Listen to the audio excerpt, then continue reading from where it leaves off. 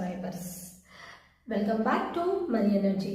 Friends, ನಮ್ಮ ಮಾತೇ ಒಂದು ಶಕ್ತಿ. ಖಂಡಿತ ಫ್ರೆಂಡ್ಸ್, ಒಂದು ಮಂತ್ರ ಇದ್ದ ಹಾಗೆ.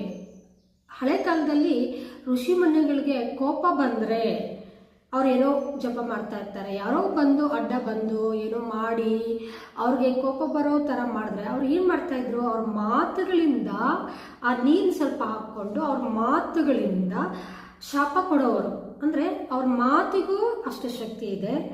ಅವ್ರ ಮಾತು ಪ್ಲಸ್ ವಾಟರ್, ನೀರು.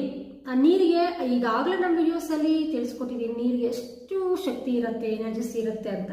ಸೊ ಈ ಎರಡೂ ಸೇರಿದ್ರೆ ಇನ್ನೂ ಪವರ್ಫುಲ್ ಆಗಿ ಅವರು ಆ ಶಾಪ, ಏನಾದರೂ ಆ ಶಾಪ ಕೊಟ್ಟಿದ್ದಾರೋ ಆ ಥರ ಅವರು ಕನ್ವರ್ಟ್ ಆಗೋಗ್ತಾ ಇದ್ರು. ಹಳೆ ಫಿಲಿಮ್ಸ್ ಎಲ್ಲ ನೀವು ಆಲ್ಮೋಸ್ಟ್ ನೋಡೇ ಇರ್ತೀರಲ್ವ. ಸೊ ಇವತ್ತು ನಮ್ಮ ಮಾತಿಗೆ ಎಷ್ಟು ಶಕ್ತಿ ಇರುತ್ತೆ ಅಂತ ಒಂದು